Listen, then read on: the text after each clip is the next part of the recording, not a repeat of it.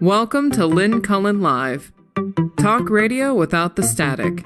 Email your questions and comments to lynncullenshow@gmail.com. And now your host, Lynn Cullen. And good morning at ya. It's December 20, and it be a Tuesday, and that means Susan's there to spell me if I need spelled, and I might. Hello. Hi. Well, here Hi. the two of us are sounding like crud. Well, you sound okay. Good. And I'm, in and out, and who knows. So far, so good. Gosh, I got to say that I was not feeling great yesterday afternoon, but I turned on my TV and I watched the January 6th committee do its final thing.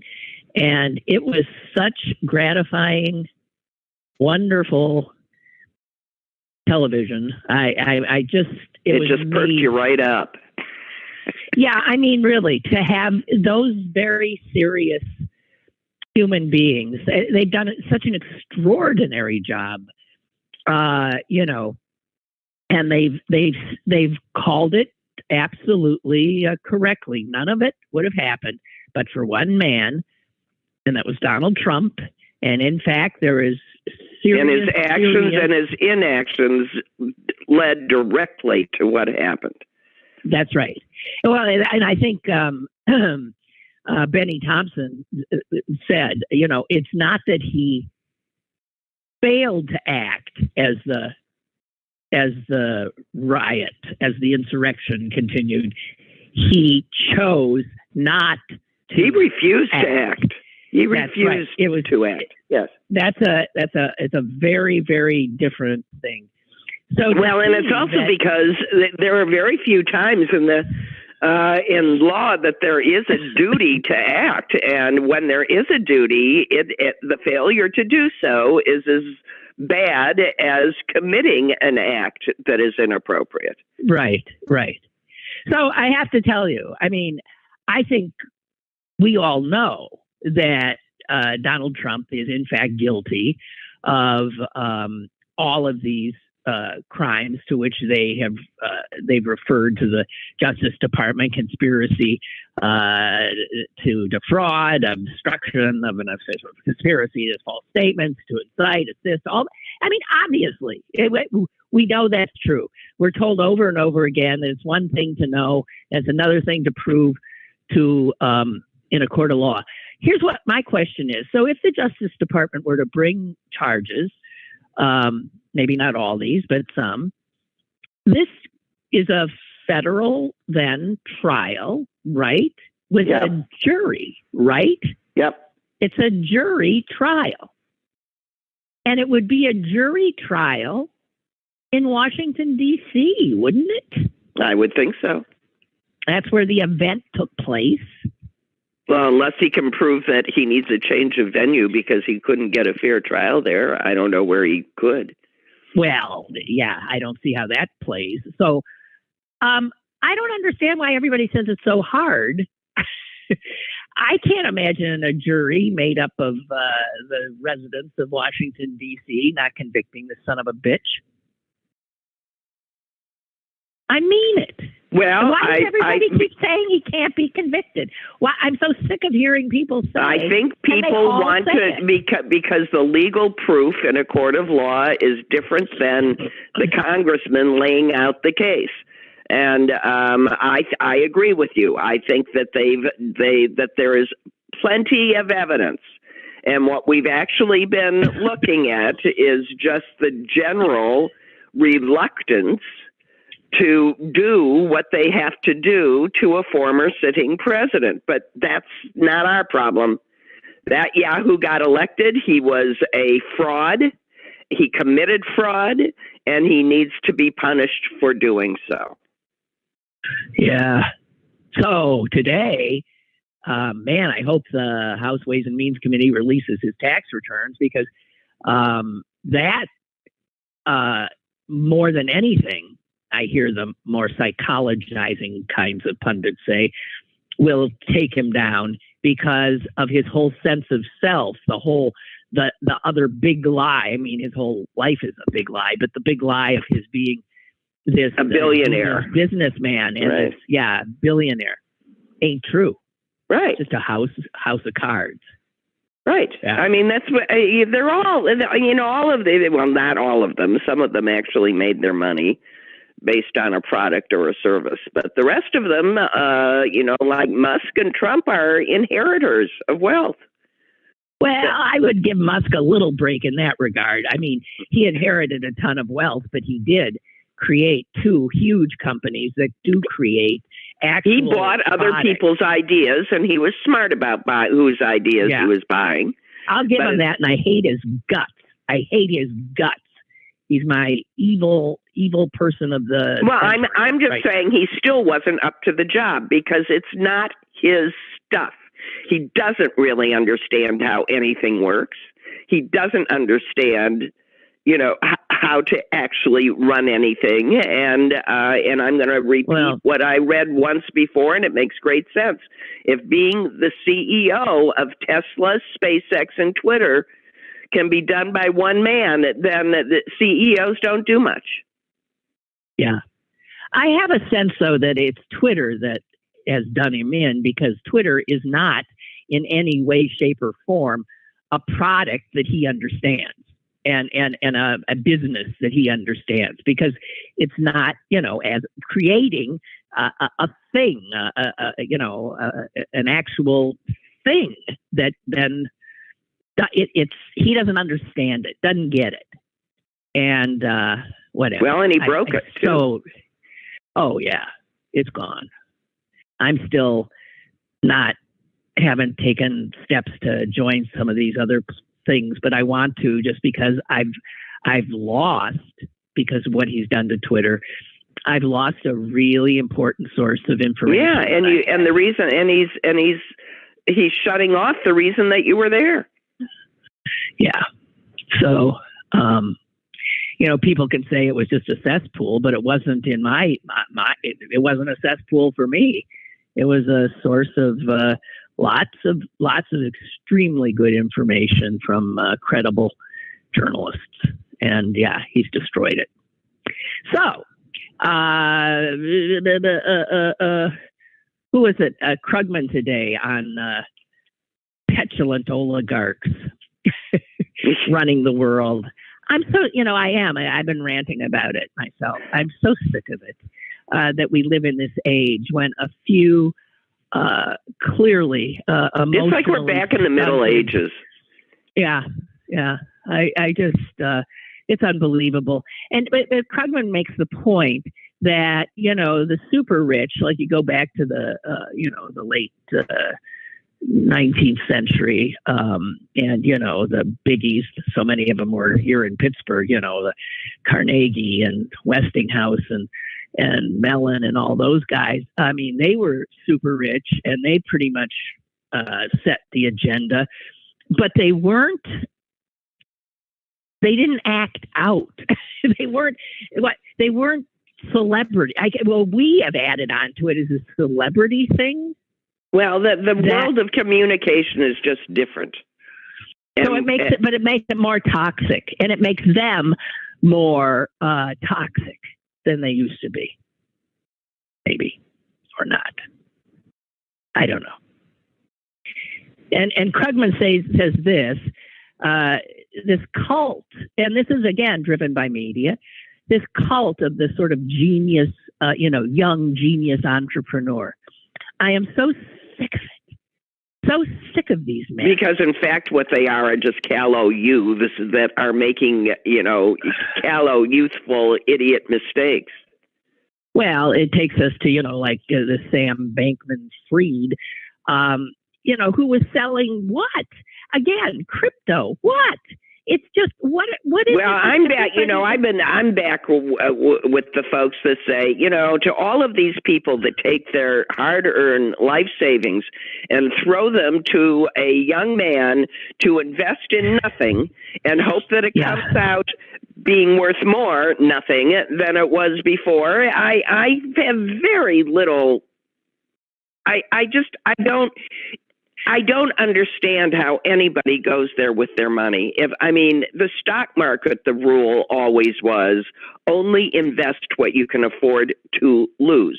And that's in the stock market where there's actual bricks and mortar behind what you're buying. You're actually buying a portion of a corporation with actual assets.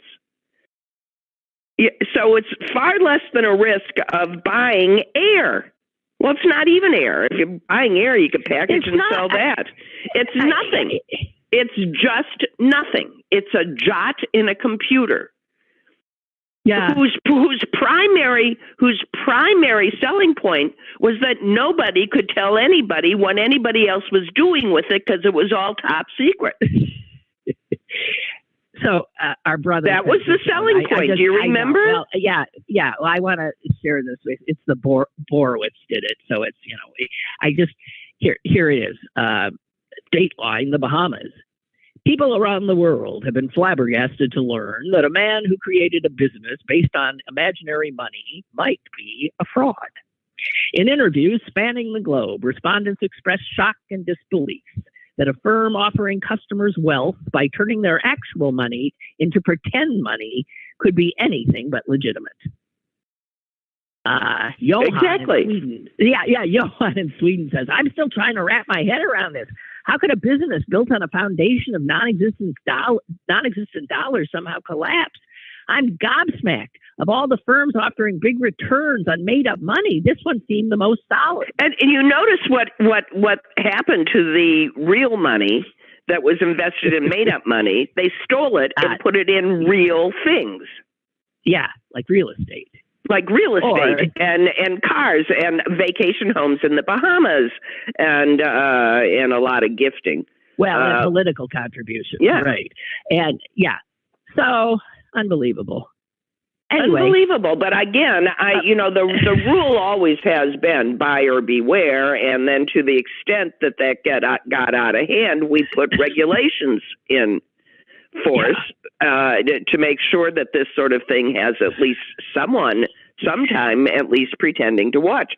But I will repeat, the major thing about cryptocurrency is that no one got to watch. And why anybody thinks that's a smart place to put your money, it's like, shame on you. But the people who lent him legitimacy were the you name it. I mean, they don't know what they're talking about. If you're going to take a football player's word for how to invest your money, shame on you double. No, Bill Clinton. Major Billy Clinton, you're going to believe Billy Clinton? Shame on you triple. Yeah, well, right. But for most people, and that lends in legitimacy. Anyway, Krugman had one possible bright spot. I think he's dreaming, but he says in the end, Musk and Bankman-Fried may end up doing a public service by tarnishing the legend of the genius entrepreneur, which has done so much harm. For now, however, Musk's antics are degrading what had become a useful resource. Yeah, well, right. Yeah, well, and here's the interesting thing. I mean, they're so shocked when whatever they say doesn't go. I mean, what's his name? Samuel, what's his name? It's just, I didn't mean to commit fraud on anybody. I was just doing what I was doing. Everybody was throwing money at me and I was spending it. I didn't mean anything. It's probably true. He's an idiot kid. I mean, he's obviously too bright for his own britches or whatever. And he took his parents down with him. That's what I'm really mad at him for that. They didn't do anything except, except be too good to a kid. Well, you don't know. Susan's saying that because our brother is friends with his father. Well, Bill ends up having been in law school with everyone from the father. He was in his freshman, one of his freshman classes, and he was a nice guy. Yeah, he's a very nice guy. Bill was close to him, thinks the world of him, and as he does of the mother, that they're really. But Anita Hill was there at the same time. She was above. She was ahead of them. But these were all the people he was in law school with. But the thing is, and the reason, Bill's a lot older than those people you mentioned, because he didn't go to law school till later. He didn't go to law school until after I was in law school, and he was going to make me look like shit. Whatever. But he had already, he always irritated me. I mean, I picked law very carefully. Nobody was going anywhere near that. So he went back late, which is why, this Sam Bankman-Fried's parents are. Right. He was finishing up his like PhD. Younger, but whatever. No, he did. He had his PhD. He was finishing up his PhD when I started law school, and then realized that even he couldn't live on that pittance and went back to law school. Whatever. So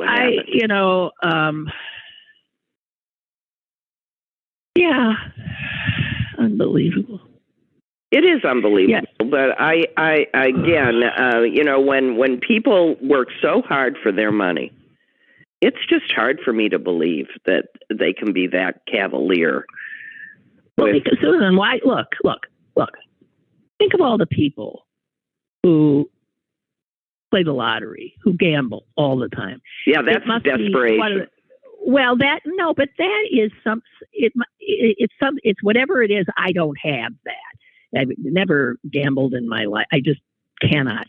But I obviously that dream, that hope, and it has nothing to do with, rationality, that this could be it. This is my moment. Why can't I? And blah, blah, blah. People throw so much. It's how this is despicable how state governments have become, the bookies for Americans. I so despise the fact that we use this human frailty.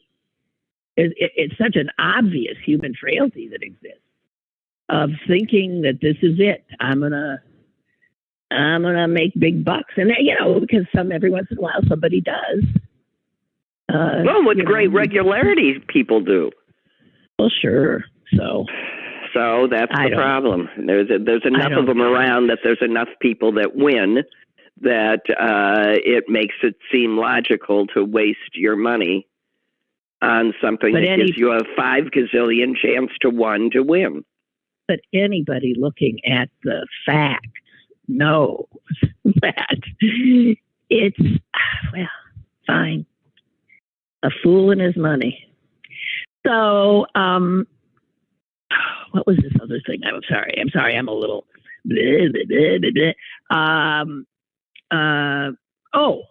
Here's what I wanted to say.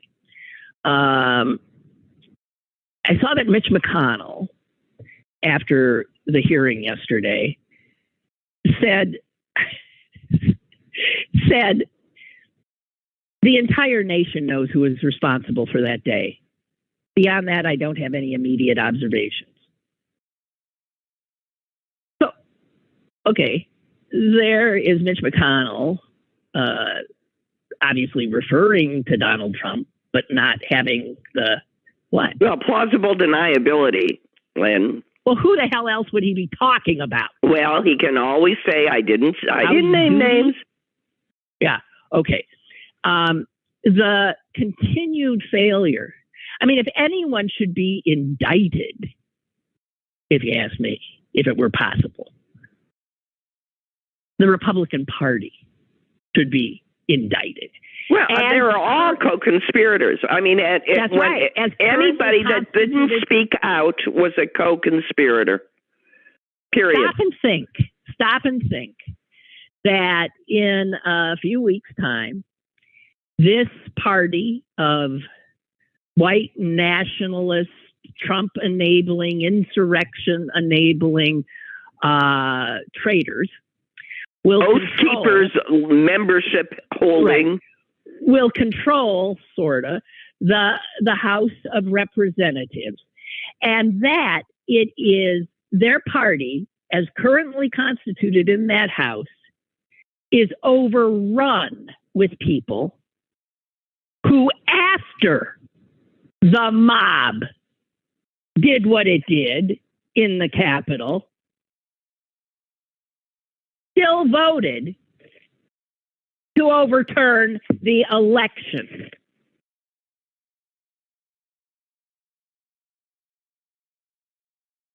They aided and abetted the insurrection. And yet now they will be treated as if somehow that's our government now? I'm just beyond, it's incredible. We have a caller. Yes, we all heard Hello? that. No, we didn't, Susan. Hello? I did. Hello? Hello? Hello? Hello? Hello? Hello? Hi. Hello? Hello? We'll talk about the fools and their money being soon departed, or whatever. Soon parted, not departed, just soon parted, yes. Because I've always thought that at the bottom, the base of all this is materialism. You know, that's everybody. Even the wealthiest of the wealthy want to get more wealthy. For some reason, they need more and more and more. Never can have enough. There's never enough. And that is so sick. I don't know how many times throughout my lifetime people say, well, if I were you, I'd do this. You could make a lot of money. And if I were you, I'd do this and that, and you could make a lot of money. Why don't you do this? You could make money. Right. And I'm like, I don't do this for the money. I said, if it wasn't for the fact that I have bills, I'd be doing this for nothing. You know? Right. That's not why it's like, I don't know, speaking to a brick wall. They can't comprehend why I don't want to make a lot of money. It's amazing to me. Yeah. Well, but Clarence, you know, listen, how many things could I say? Money makes the world go round. Money is power. Money is how we decide how valuable a person is. Money is, you just refuse to bow to this. To worship mammon. That's to worship mammon. Yeah. But 98% of our country has long ago, genuflected. It's suffused in every aspect of our culture. And the thing that does blow me away is how people with money just can't stop wanting more when there's not even any reason anymore for it. You know, how much and it shows it's some kind of it's some craziness, some sickness. Knowing other people have nothing. It's a craziness. It's literally an addiction. You get more power, you want more power, you get more money. Trust me, I know a guy, known him since we were kids. He's worth tens of millions of dollars, and he's never happy. No matter what happened to him, a guy moved next door to him who's worth tens of millions of dollars, and now he has to compete with this guy with stuff. Yeah. And because his sense of self-worth, his sense of his having any purpose or value is tied up in that fucking... Yeah, he's a failure as long as there's anybody that has more. The perfect description of Donald Trump. You know, it's one of those things. You just constantly gotta win. You know, because somebody said, I said I left the rat race back in the early '90s. I said I just got out of it, and I became like a spectator watching you guys run around that maze and be miserable. Yeah. I said, you know, and it's people almost, I don't want to say hate me. How do you do it? I said, I just stopped. You'd be amazed at how, it's like, how did you, I quit drinking. What did you do? I just stopped. Some people can. Well, here's the thing. Hey, Clarence, I want to ask you something. Here's the thing. I think a lot of people who can't stop, feel that they can't be safe without money. that in this, you need money to take care of yourself and your family. And so that's why they can't drop out. They have to have that security, literally. Yeah. And there's some truth in that, is there not? Is there not? Oh, there's a lot of truth in that. But it's the level of what do you consider secure? I mean, do you need a McMansion in Peters Township, or you just need a roof over your head for you and your family? Right. Do you need the new Nikes, or do you just need shoes on your feet? That's the problem. Of course, you need you need a certain level, but you don't need to continually. Well, I can't let my kid go to school without the newest this. Yes, you can. I was just telling I like to use a closet metaphor for this. When they built closets 100 years ago, or 150 years ago, they were very small things, and they would hold 6 or 7 hangers.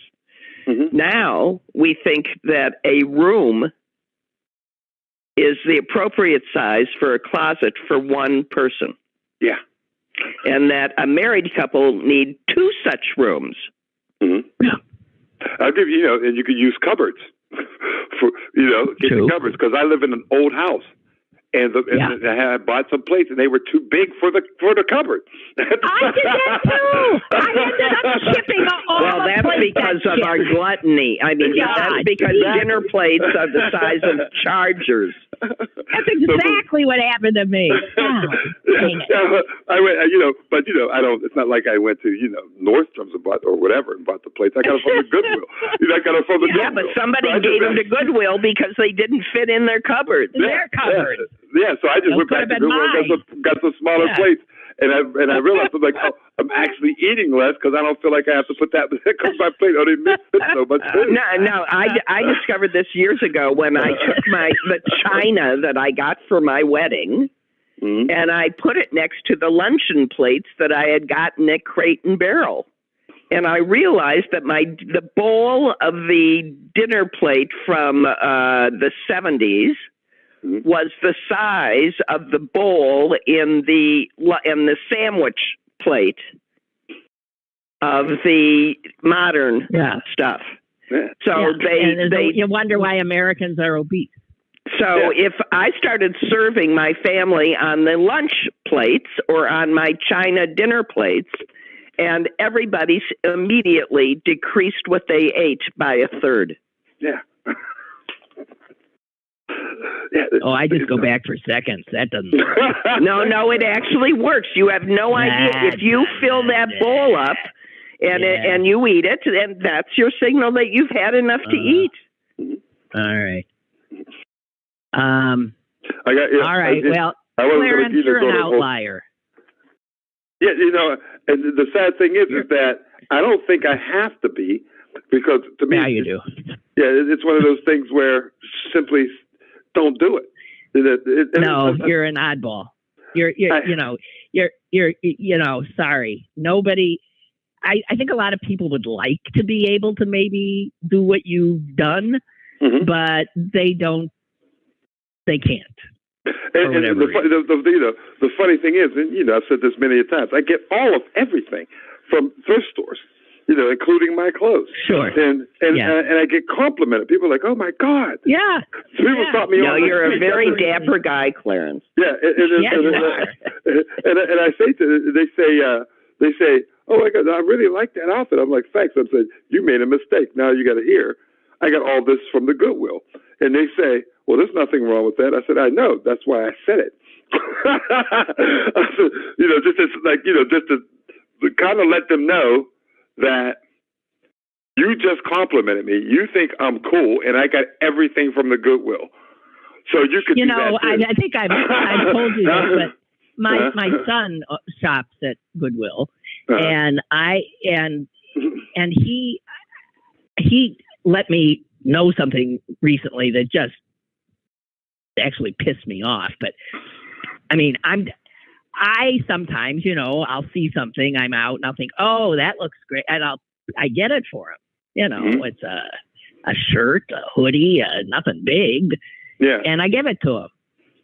He probably sells it on eBay. And he says thank you. Uh-huh. And then he ended up telling me that, because I never see these things again. Mm-hmm. He gives them to Goodwill. And then goes and buys them back? No, he goes and buys somebody else's old clothes. See, but I'm sorry. A few months ago, I see this jacket at the Goodwill. Never heard the name. It was Etro or Etro. Yeah. Yeah, so I buy it. It's $8.99. So you obviously know the name because you're from all different stratas. But it's $8.99, and I go home to look it up, and I find one on sale for $800 and something. Yeah, I was going to say it's $1,000 jacket. Yeah. Yeah, I was like, holy cow. But somebody said, well, I'd sell that. I said, I didn't buy it to resell. I bought it because I thought it looked good. But for goodness sake. It really looks good for $2.50. Yeah. It looks better. Yeah, it looks a lot better. And somebody said, who donates those kind of clothes? I said, somebody where $1,000 jacket is nothing. That's right. That jacket is so last year. Yeah, exactly. Yeah. And they're sitting there working all day and night and being all frustrated, having to see their psychiatrist 4 days a week. And me, I'm just sitting here with my feet up watching YouTube videos and paid $8.99. Suckers. All right, you. Now you get, okay, that's enough of your braggadocio. Oh, I'm sorry. It's okay. Okay. I'm just, you're going to make us feel bad for not extreme couponing, Clarence. See, you shouldn't say stuff like that, but I'm going to shut up. Maybe I'll talk about it later. Okay. All right. See ya. Bye. Bye. Bye. Bye. Geez. So, Tuesdays the New York Times has a science section, and there's something so classically American in the science section today. It sort of dovetails with what Clarence and we've been talking about, sort of the crazy getting and spending and anxiety of life in America, because it's a two-page thing about how to avoid holiday pitfalls, and it's all emotional stuff, and it's all based really on, again, human interactions, expectations, and all of this stuff. And to think that, so this is what holidays come down to. You have to have 2 pages in the New York Times science section giving people, here, I'll just read a few little things. Tips, Susan, to get through the holiday. Observe what your loved ones are doing and how you are feeling.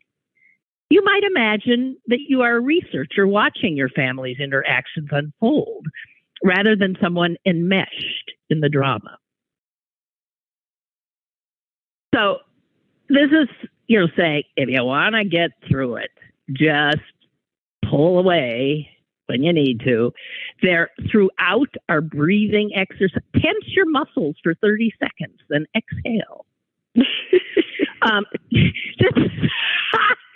I'm thinking, no, but that stuff works. That's as a young woman, I was having problems with some people, and my husband just said, why do you keep letting the exact same thing disturb you over and over? Yeah. Why don't you just predict it, stand back and watch it, and be amused at how you can know in advance what's going to happen and be ready for it? And I just thought, whoa, you mean I can do that? And sure enough, I mean, it just changed my whole life. Well, good. No, it really did. I was able to forge a separate and different relationship with people that were giving me trouble, and it worked just fine. We forget we are in control of ourselves. We are not in control of anybody else. So if you're going to fix something that's in an interpersonal relationship, the only chance you have is to work on yourself. Wise words, I'm sure. But here's a few more tips. It's just the Can I give a few more truth. tips? You can. Some people are heading into this. The headline, they've got little sections like gatherings can be awkward, routines fall apart, traveling is a nightmare, everyone's on the phone, moments, all this stuff. Here's one. If you're nervous, try bringing small talk questions that steer clear of work. This is if you end up at an office party. Here are some suggested small talk questions. Okay, Susan? Yes. I just bumped into you at the punch bowl. And here's how I'm starting it up because I don't know what else to do. And the New York Times told me this was a good question. What food do you think is overrated? I would just turn around and walk away from you.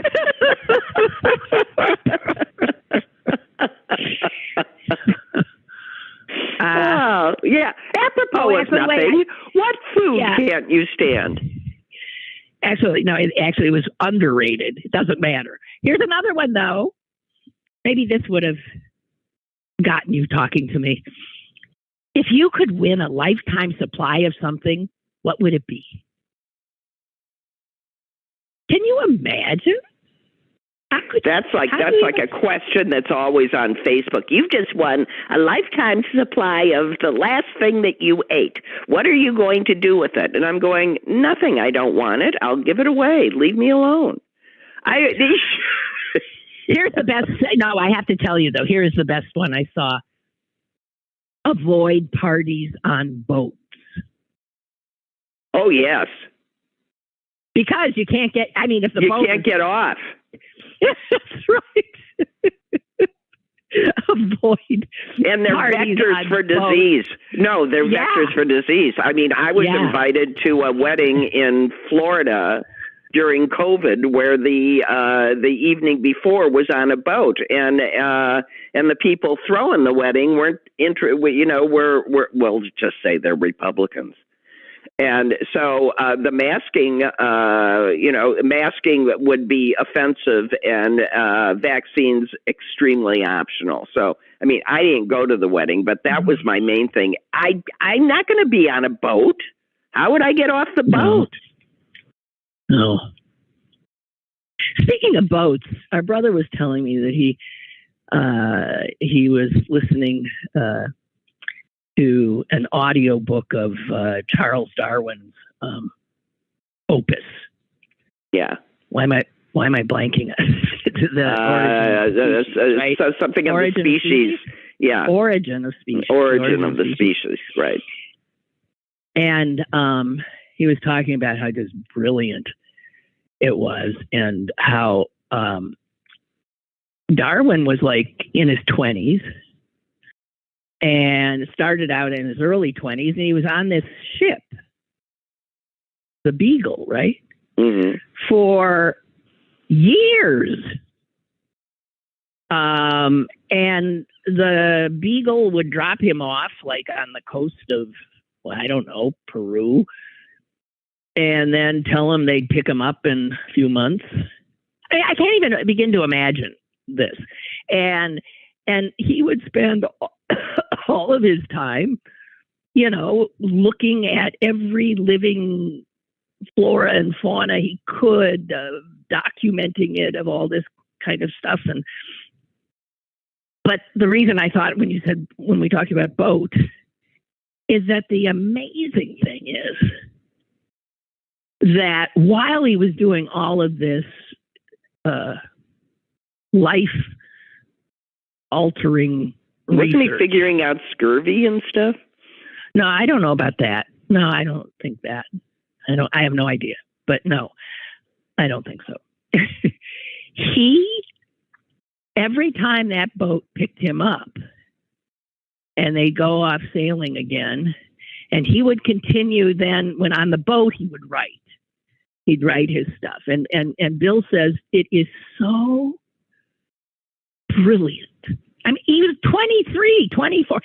So brilliant, so articulate, so ridiculous. So he's going into places where no human mind has gone, figuring things out. And the thing is, he was throughout, and I can't remember how many years it was, 7, 8 years, off and on that boat. Mm-hmm. He was violently seasick. Could never, ever, ever get his sea legs, so that he wrote this while, imagine, you know what, while vomiting. So sick, while vomiting and feeling so horrific. And he kept getting back on that boat and doing what had to be done. And I mean, you think of what some people endure and where their passion takes them and the gift they leave behind. He's up there with the greatest minds that we're ever aware of. Ed has sent me this. I'm just going to throw it out here. I haven't. It's from Donald Trump, so I'm not wild about it, but here we go. He's put this out on his Truth Social thing. I see where the Unselect Committee, using the Democrats' favorite weapon, disinformation, is trying to make the case that I didn't really believe I won the election.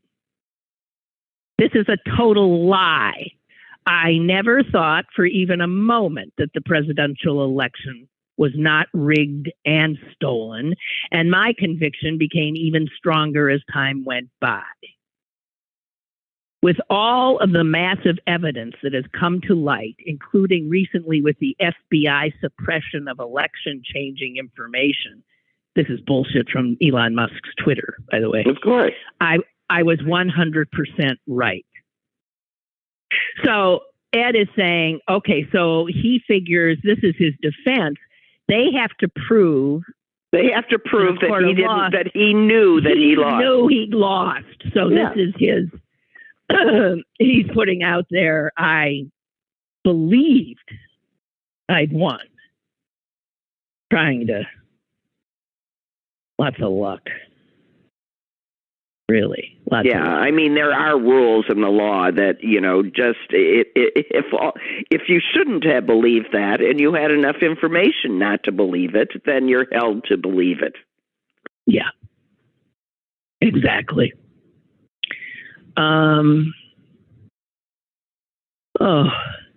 here's the thing. I mean, Trump is going to be indicted by the Georgia DA, the Atlanta DA, right? She's got him dead to rights. She's got the phone call in which he specifically Georgia. I mean, I feel better about Georgia than I do about New York, and it's because I don't think he was making most of his own business decisions unless they were bad ones. Other people were, running his business. Well, I'm telling you, the whole thing that they got the Trump thing on, giving people apartments and the tax dodges and all that, that is so routine in New York that the fact that they got him on that is like a joke. No, but other people put that, they have it as income. It was a tax fraud. No, a lot of them don't report it. Well, fine. They should all get. They should all get thrown in jail. I agree with you. Okay, so, but I think the indictment's got to come in the Georgia case. That will be before a jury. I don't see how he gets out of that. And I don't see how he gets out of January 6th. I even before, January 6th.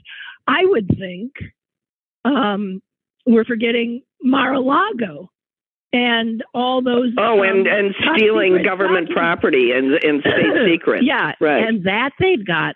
That's a much tighter case with really good evidence. No, he just broke so many laws.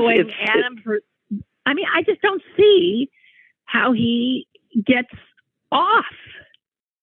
And it's driving me nuts that we think everybody tells us not to think for a minute this guy's going to really pay or end up in jail. Incredible. I mean, just incredible. If you want to restore faith in our country's institutions, you got to try him. You got to punish him. You have to. You got to try him, and otherwise, you are making it very clear that the law does not apply equally to everybody. Yeah. Right. Exactly. Especially rich white men. So, no, sorry, we got to go after him. Hey, remember that case? It was in the summer.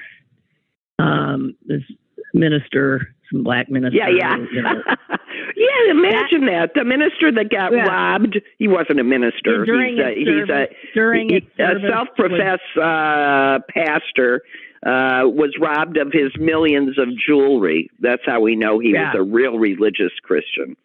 Was robbed of his millions of jewelry. Yeah. Well, I'm shocked to find that he has been arrested.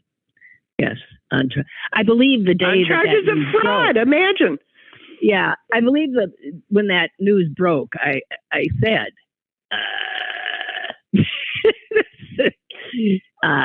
this is not going to. It was just so obvious that it was a bunch of bull. It was just so obvious. I don't know what took so long. Although, apparently, the charges he's on... No, the robbery was real. It has nothing to do with... Yeah. So he's part It's how he got the money to buy the jewels. It's part of this wonderfully Christian outcropping of the fact that God wants you to be rich as you can possibly be. Prosperity preaching. God wants you to give me all your money. He was worse than that, though. You know what? I do recall, Susan. You don't remember all those. I know we're Jews, but wasn't there a lot of stuff in the New Testament where Jesus was saying, you got to get money? Shekels, guys, that's what it's about. Don't you remember that? Isn't that all it is? What God, my Father, wants you to... Oh, yeah, that's all Jesus talked about. That getting rich is the fastest way to get to heaven. That's in one of the early chapters. Yeah. The rich man has an easier time getting through than a poor man can get through the needle, the eye of a needle, right? Isn't that what it says? I think it's a camel going through an eye of a needle, isn't it? I have no idea. Who came up with these things? Camel. I don't know. We don't know. I don't even pretend to know. It's just beyond belief what people fall for. It's just beyond frigging belief. Oh, God. Hey, I got something nice that I want to read because I forget. I think I saw somewhere where, again, this Sam Bankman-Fried had said that he just doesn't read books. And that's something that resonates with a lot of his cohort. And somebody posted this, that another great man, Carl Sagan, wrote. I got to read it because it's so wonderful. What an astonishing thing a book is. It's a flat object made from a tree with flexible parts on which are imprinted lots of funny, dark squiggles. But one glance at it and you're inside the mind of another person, maybe somebody dead for thousands of years. Across the millennia, an author is speaking clearly and silently inside your head, directly to you. Writing is perhaps the greatest of human inventions, binding together people who never knew each other, citizens of distant epochs. Books break the shackles of time. A book is proof that humans are capable of working magic. Ain't that wonderful? Mm-hmm. Yeah. So there's that. It's stuff like that that keeps me going. Okay, I want to ask you about something and see what your reaction is. New Zealand. New Zealand, a lot of people, when they start thinking, where can I go? New Zealand's high on a lot of people's lists because it's beautiful. So far away. It's far away.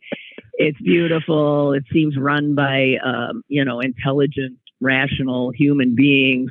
A woman. And yeah, they even speak English, so you don't have to learn anything. But they've done something that I find so extraordinary legally. And I have many different reactions to it. And I'm just wondering how you feel. This is a government that feels that its most important responsibility is ensuring the safety, security, and health of its people. So, New Zealand has passed a law that raises the smoking age of 18 by 1 year every year, which means eventually you have to be 104 to be legally allowed to. And it means that people born after 2008 will never reach the legal age. Ever. That, to me, is so... okay, and it says here, they already tax cigarettes there so much that a pack costs more than $20. Okay. And because of all the heavy-handed stuff they have done in the past, they figure now that just 8% of New Zealanders still smoke. And they're trying to pretty much... And it was 16% just 10 years ago. So they halved it in the last decade. And here's the health minister says, there is no good reason to allow a product to be sold that kills half the people that use it.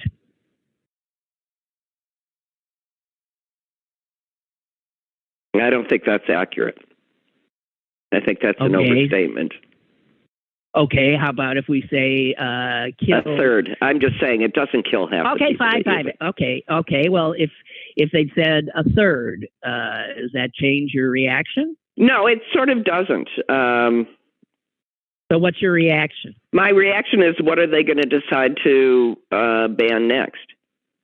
I don't particularly have a problem with the cigarettes, but you certainly could say the same about alcohol. There's no good reason to, the health advantages are far outweighed by the people that are killed by it. So you can make that you can make that argument for. By the way, you can make it for red meat. You can, at what point does the state get to, I believe in personal autonomy. I'm sorry. Well, I had a conflicted reaction myself. It seems very heavy-handed. Very heavy-handed. On the other hand, I don't know. God, what? I think it's interesting, though. It's only a good idea if they aren't taking away something that you value. And eventually, if this is allowed, depending on who's in power, what you're allowed to do and not, can be very heavy-handed. I give you Iran and a woman. Oh, I thought you meant the, that's funny. I didn't understand what you said. I thought you said Ayn Rand. No. I mean the country Iran and the rules they make for their women. Yeah. And that's to keep them safe. And they'll kill you if you don't do it. Mm-hmm. So that's one way it keeps you safe. Well, so no, I have a very hard time with the state banning anything. Because I don't think it works. I mean, if people want to smoke, they're going to smoke.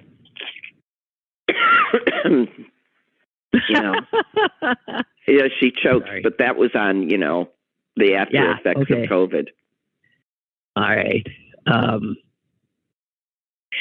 There was this piece, doesn't surprise me, that was in the Washington Post a while ago that said, "Can politics kill you?"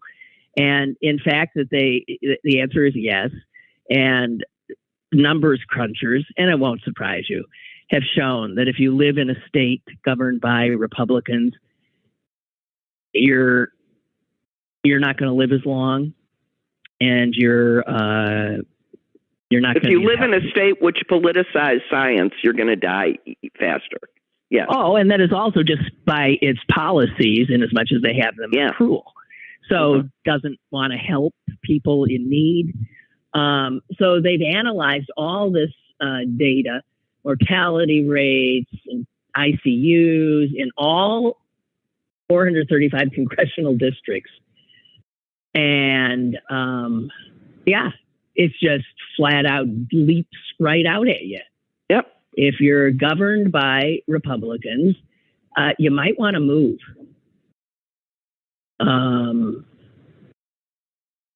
They also there was just let's go to Roe v. Wade for a second. Do you know that the largest that women die postpartum if because of depression?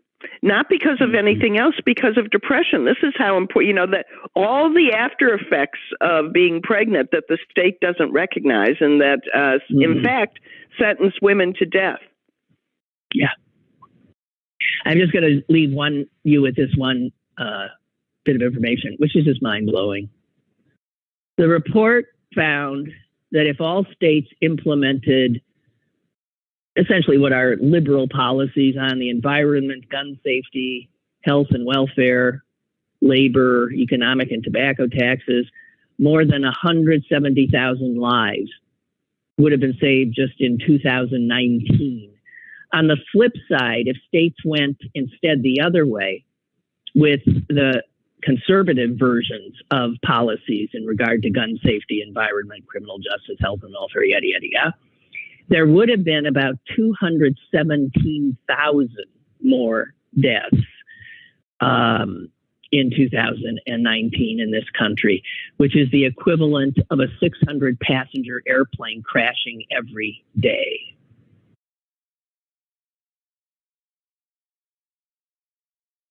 Yeah, or just wiping out several of the medium-sized cities in our country. Yeah. So, I mean, the idea of democracy is that people will vote in their own best interest. And that only is true if people have information, I guess. Are not fed misinformation. And are not falling for, lies being told to them. It is simply astonishing. No, because what happened in those statistics are partially because of government actions, but also because of voluntary actions not taken by the populace. Mm-hmm. Incredible. Just incredible. Well, okay. Hey, Sue, thanks. Thanks for helping me through this hour. You're welcome. I'm going to take to my bed now. I'm exhausted. Go back to bed. I'm exhausted. Okay. I'm going to go box. Okay. Oh, God. Okay. Well, wish me luck. Yeah, don't hurt yourself. And guys, as far as I know, I intend to be here tomorrow. Okay? Okay, good luck. Feel better, dear sister. I will, slowly. Okay. All righty. Okay. Toodaloo. Bye-bye.